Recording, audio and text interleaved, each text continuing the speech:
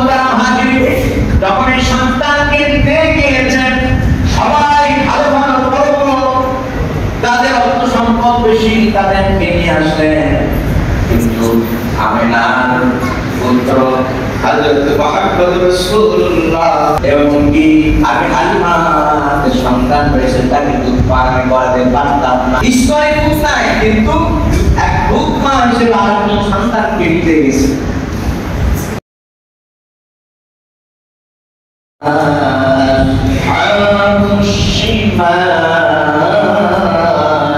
একটু বলা যাবে কি আল্লাহু আকবার।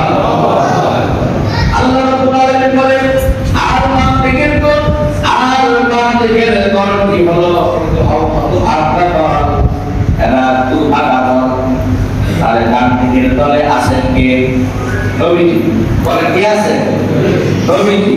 আর মান থেকে তলে আছে শয়তান। কি বলেন?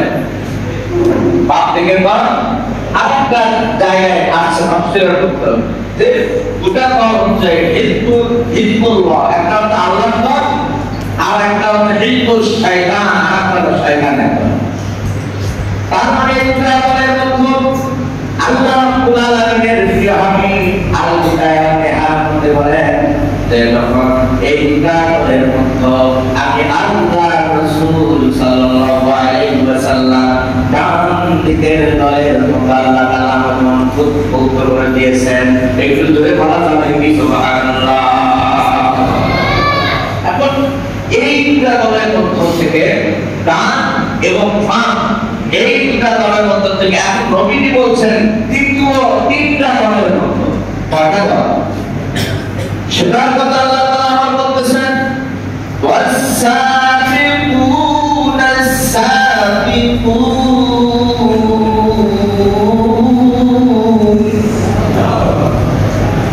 আল্লাহ তাআলা এখানে বলেন আর তারা সামনে থাকবে আর তারাই তো অগ্রবর্তী হবে। নবীজি বলেন এই দুটা দলের মধ্যে আমাকে আল্লাহ তাআলা এই দুটা দলের মধ্যে আল্লাহ তাআলা আমাকে সেরা বানিয়ে দিয়েছেন। শুধু সেরা নয়, আমি আল্লাহ রাব্বুল আলামিন আমাকে অগ্রবর্তী এই দুটা দলের আগে আমাকে সম্মান দিয়েছেন।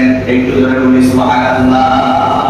দুটা দলের আগে আমার আল্লাহ রাব্বুল আলামিন আমাকে সম্মান দান করেছেন। দুটা দলের আগে নবীজি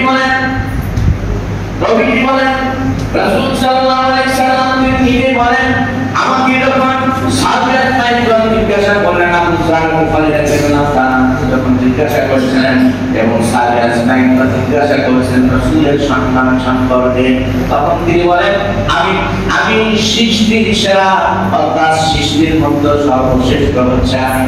এরপরে নবীজি বলেন ব্যক্তিগত দিক থেকে সৃষ্টির মধ্যে যত মানুষ রয়েছে তার মধ্যে আল্লাহ রাব্বুল আলামিন সর্বশ্রেষ্ঠ করে পাঠিয়ে দিয়েছেন, মর্যাদাবান করে পাঠিয়েছেন। শুধু তাই পরিবার হিসেবে পৃথিবীতে যত পরিবার এসেছে সমস্ত পরিবারের উপর আল্লাহ রাব্বুল আলামিন আমাকে সম্মান দিয়ে পাঠিয়েছেন। পরিবার শুধু নয়, বংশগত দিক থেকে এই পৃথিবীতে যত বংশ এসেছে সবগুলো বংশের মধ্যে শ্রেষ্ঠ বংশের প্রায় বংশের কুলি বংশের কারণ এখানে আস্তে আস্তে যাচ্ছিল এবং তার প্রমাণে হচ্ছিল না। এমনকি আমি হালিমার সন্তান হয়েছে তাকে দুধ পান করাতে পারতাম না, কারণ ওই সন্তানের দুধে পান করানো আমার স্তনে কোনো দুধ ছিল না। অবশেষের আত্মীয় হিসেবে অন্য সন্তান কিনতে গেছে। একটু বলেন আল্লাহু আকবার।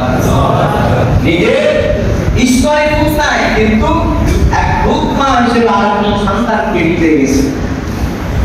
সম্মানিত মোহতারাম হাজির, যখন এই সন্তানকে দিতে গিয়েছেন সবাই ভালো ভালো বড় তাদের অর্থ সম্পদ বেশি তাদেরকে নিয়ে আসলেন, কিন্তু আমিনার পুত্র হযরত মুহাম্মদ রাসূলুল্লাহ সাল্লাল্লাহু আলাইহি ওয়াসাল্লামের দিন তার বাবা নাই, এই জন্য তাকে নিচ্ছিল না।